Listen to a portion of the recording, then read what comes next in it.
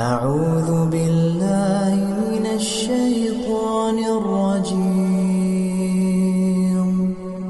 بسم الله الرحمن الرحيم.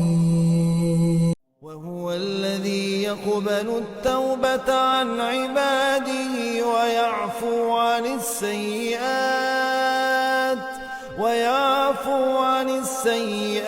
ويعلم ما تفعلون.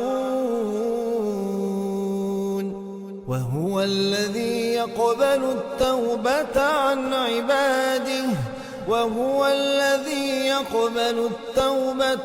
عباده ويعفو عن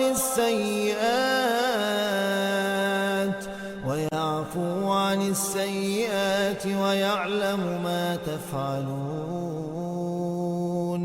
ويستجيب الذين آمنوا وعملوا الصالحات ويزيدهم من فضله، والكافرون لهم عذاب شديد.